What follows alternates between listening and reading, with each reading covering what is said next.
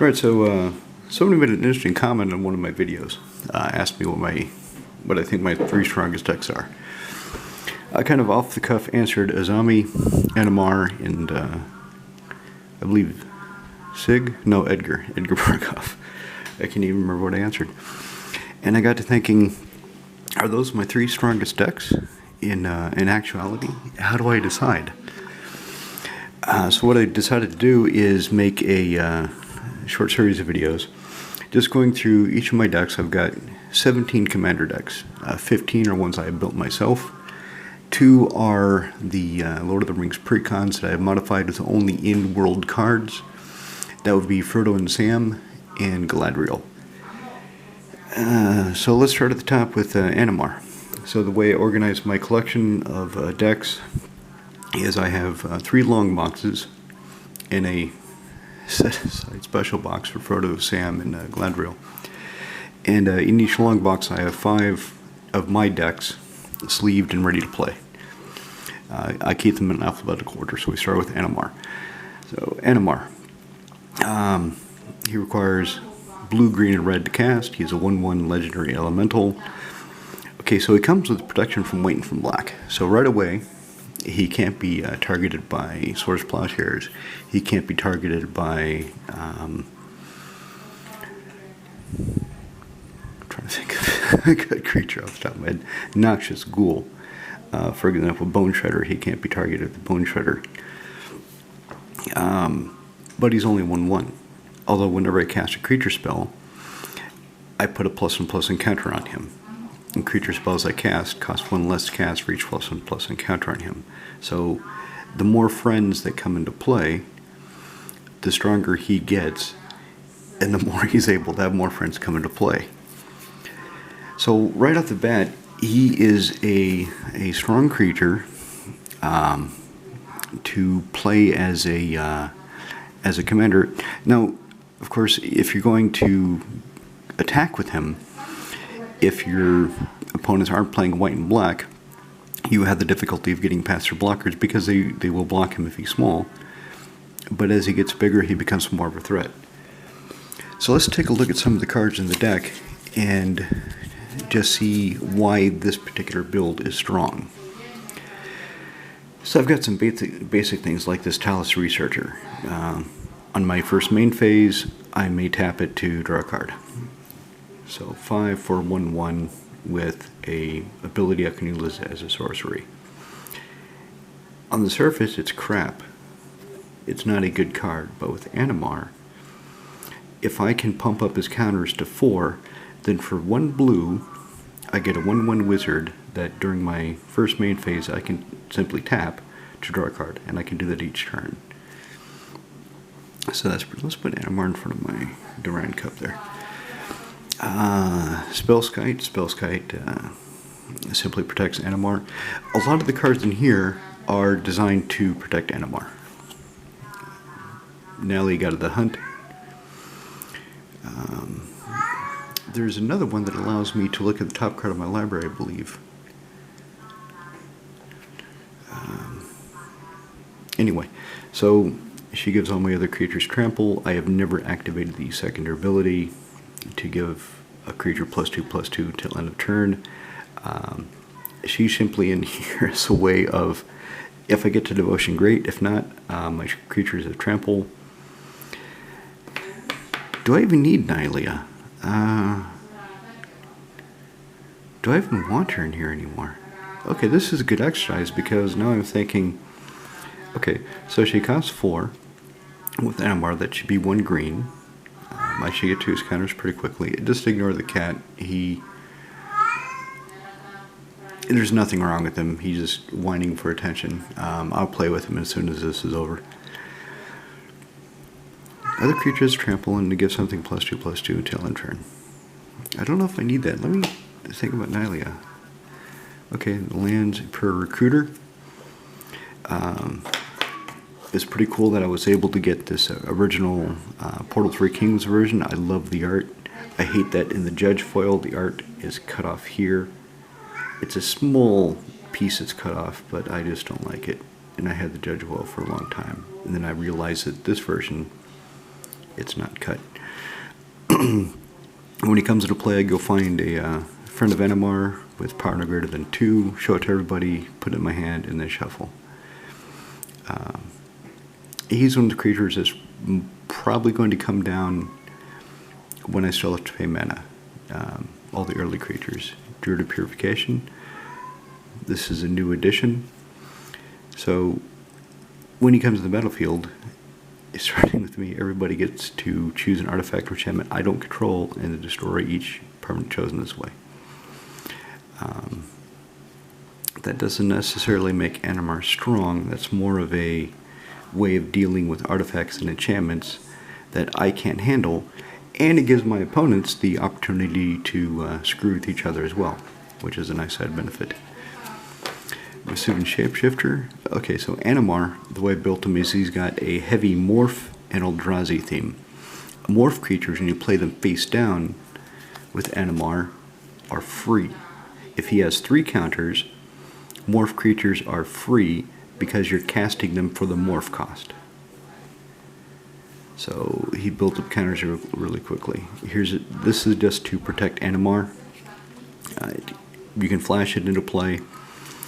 When it comes into play, creatures you control can't be the target of spells or abilities this turn. And if I don't spend green instead of the colors, if I blue, I would have to sacrifice it. Red, blue, same thing, but green, blue, I would keep it as a creature. Any way to come into play, give my creatures Shroud, and put a counter on Animar. More lands. I'm trying to... So, there's not really any one card in here. A lot of cards that show why he's so strong. Again, there's nothing wrong with the cat. He's just whining for attention, and I'll play with him after this. I'm not...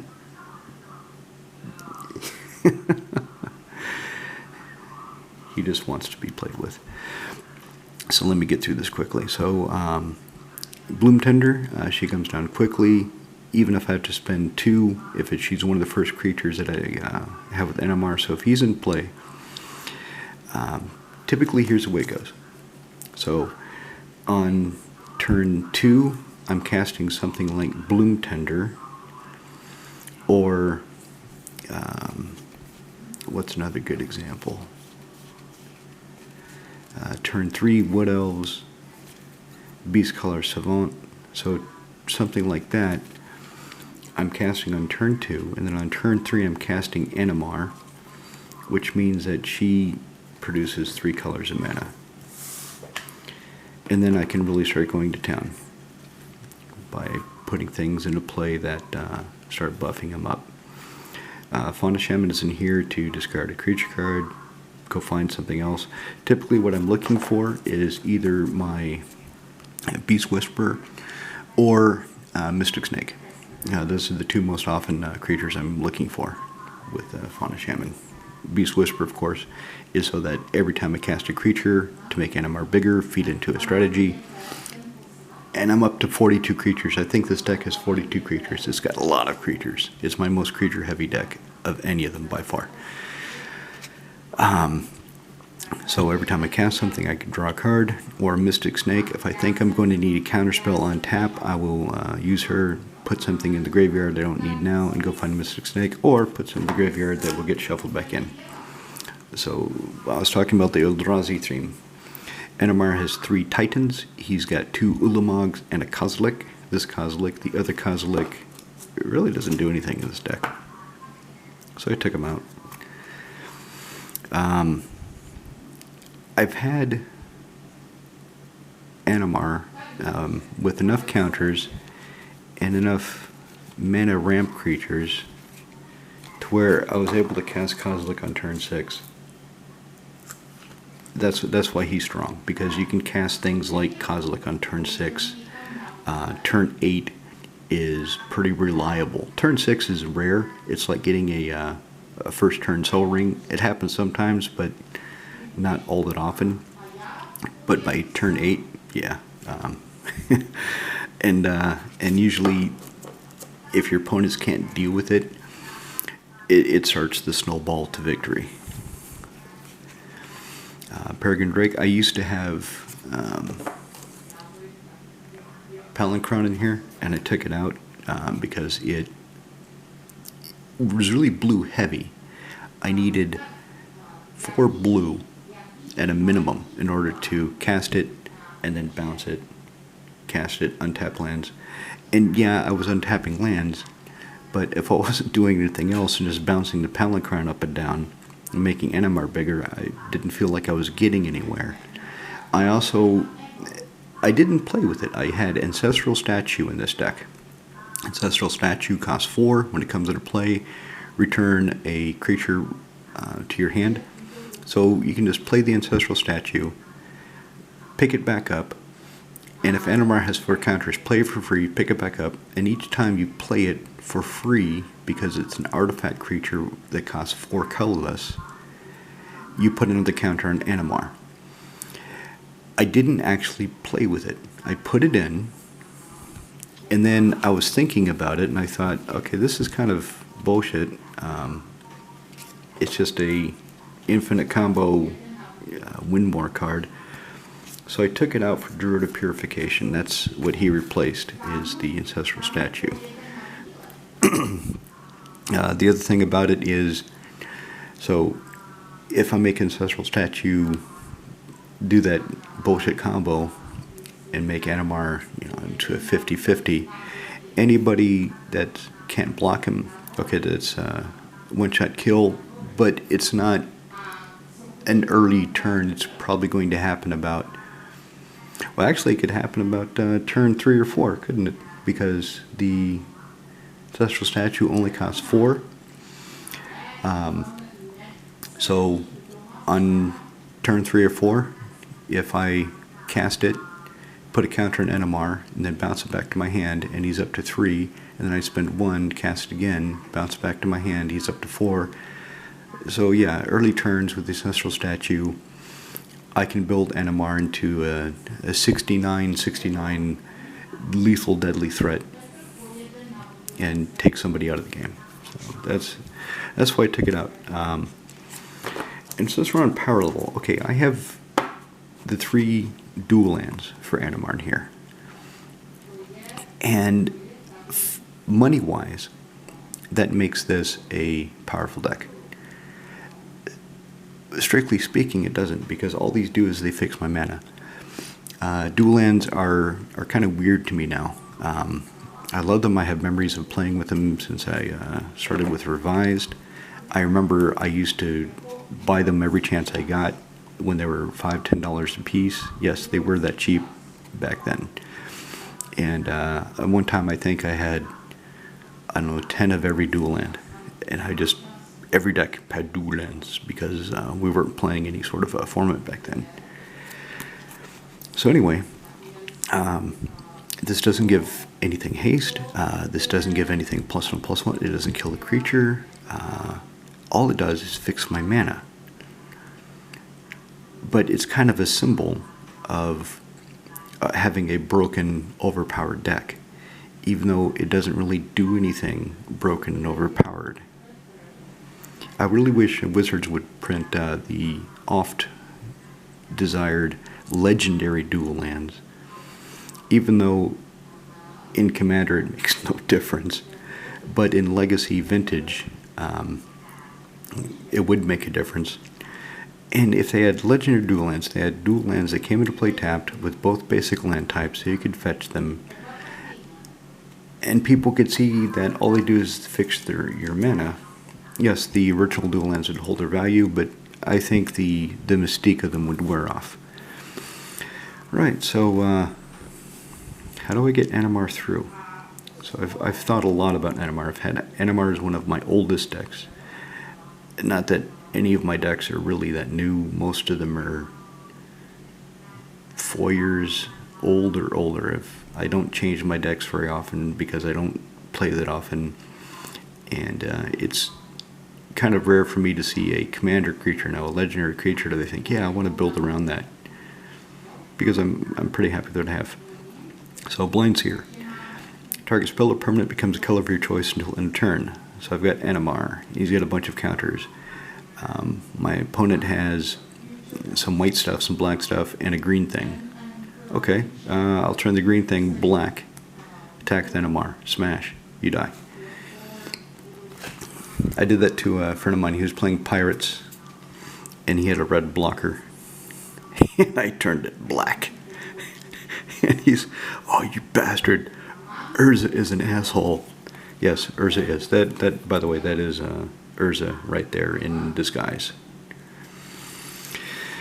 So what else do I have? This is another thing. Bloodshed Cyclops. So let's say I've built up Animar. I smash somebody. I've got the other opponent staring me down. What do? Well, I can throw Animar at him to get him out of the game too. So the main reason Animar is strong isn't simply the ability to cast Ulamog, for example, on turn 5, on turn 7, 8, a lot sooner than turn 10. And if I'm casting Ulamog on turn 6, that means I have a lot of other creatures down also. So Animar is big, and the deck is also very resilient. One of the reasons I like playing blue so much is the recovery options available. The control and ability to protect yourself.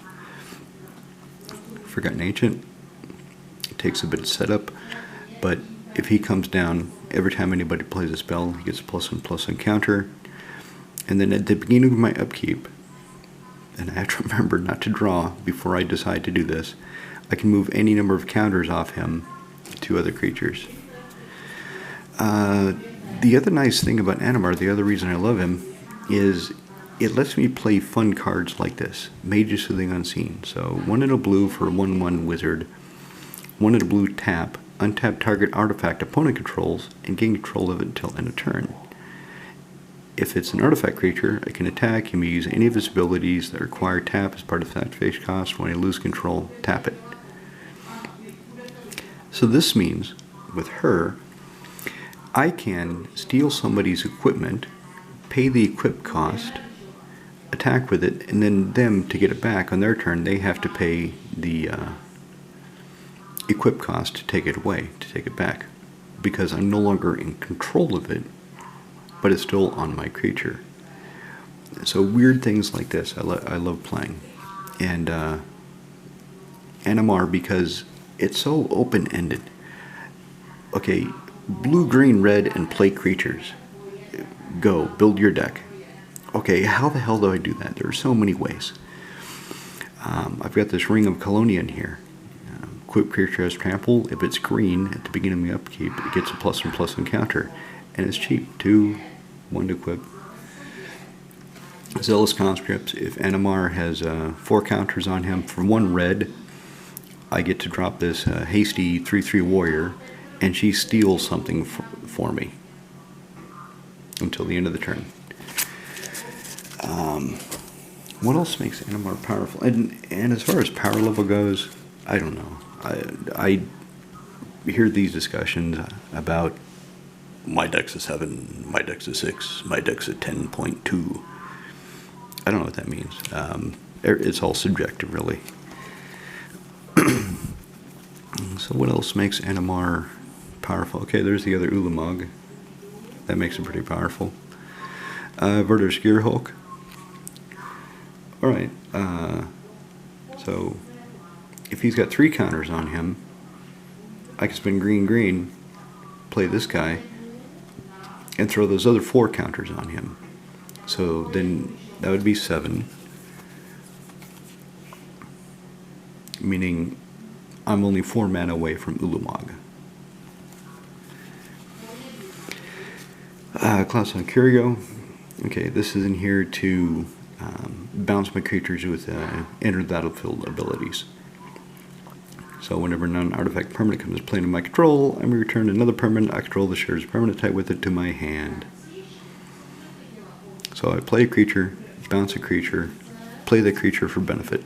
Another morph creature. One of the things about it is I had to put in a lot of morph creatures, because if I only have one or two, and I play Animar a lot, my opponents would start to remember what they are. So I need enough morph creatures that are not only interesting, but also my opponents will not remember all of them and won't know what they are. That's the point of morph. Your opponent doesn't know what it is, right? What else is good? What else makes Animar strong? Draining Welk. Okay, that's a Inshallah. If he's got 4 counters, it's 2 blue for a flashy counterspell. The Royal Scions. This is a new edition I have not tested. I intend to take Animar to the Thursday night event this week, and I want to see how everything works. The Royal Scions. So 3 for a 5 loyalty Planeswalker, which is pretty high for 3. Draw a card and throw away a card. Okay, a bit of looting. Target creature gets +2/+0 on first strike and trample. Huh. Does he now? Okay, so there we go. Now we're talking. A texture from white, texture from black, +2/+0, first strike and trample. And counters. So that can make it strong. Let me show you an Oko. Yeah, okay. So I guess because I have Oko, he's at a power level 8. Oko does just broken stuff. I had a copy sitting around doing nothing. I've got a couple in a vintage deck. I've got one in Edric, and I had this one, and I thought, let's shove it in Animar, see how it works. Because it works everywhere else. So I don't know how it works in Animar, but my expectation is it's going to work pretty damn well, because it works pretty damn well everywhere. This is a new edition. I took out my steel Hellkite and I gave it to Sharoom because Sharoom needed more threats. I didn't have a spare foil steel Hellkite, or any steel Hellkite at all, to replace. So I got this. This is only 40 crowns, about €2. The original Kamigawa one I have in Edric, wow, that was like 30 euros. So it's kind of nice that they reprinted a lot of these cards in enough of a barrage of printing to make them dirt cheap. So Nature's Will, 2 green. Whenever one or more creatures I control hit up another player, I tap all the lands and I tap all my lands. Okay. One of the problems I had before with Animar, one of the reasons I had the Palinchron, one of the reasons I had the Peregrine Drake, is he's very finicky about color the way I've built him. I mean, you see a lot of things that cost 2 green, 2 blue, 2 red, 1 green, 1 blue. So his color requirements are all over the place. I've got it down to I don't have anything, I don't think I have anything, that have 3 specific colors. I don't have anything that has, for example, 3 blue. Mystic Snake, of course, is 2 blue, green, and 1 colorless, but that's not 3 blue. So this should help me cast out more things. Combat, all I need to do is hit somebody, untap on my lands, and then I can cast more things. I get more access to colors. I have Counterspell on tap. There he is, Beast Whisperer. Whenever I cast a creature, draw a card. And it's not a may, I have to do it. Anything, this guy. So, I've got a friend that when he got into EDH, for a present, for a gift, I made him a Rurikthar the Unbowed deck. So the commander was Rurikthar, and it was just all kinds of neat green and red things. I really don't remember what was all in the deck.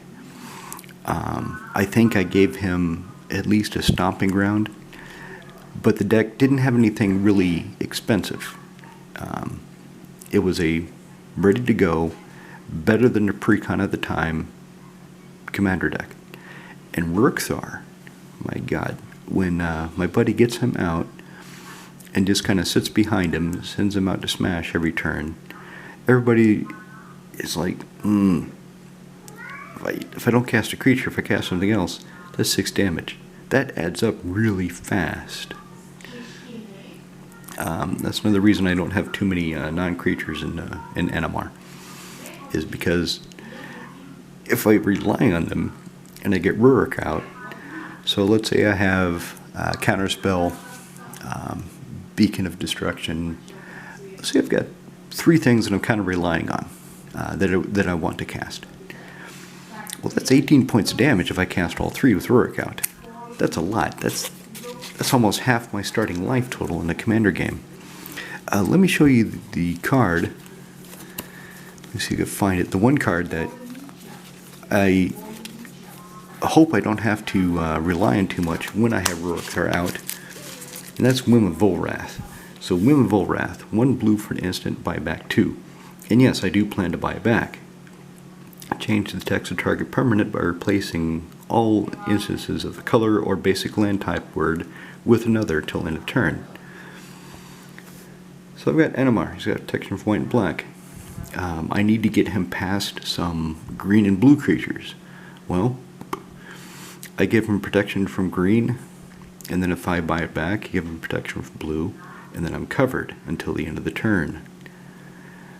And with Rurik Thar, if I need Whim of Volrath to cover me multiple times, yeah, that's going to hurt real bad because I don't have a lot of lifelink in this deck. In fact, that's probably what I should do with Natalie. I should probably find some stuff with lifelink, some life gain. That's a fantastic idea. I'm glad you thought of it. Okay, that's kind of Animar. Why he's one of my more powerful decks. In the next installment, we'll look at Azami, and you'll see why she's one of my most powerful decks. Cheers.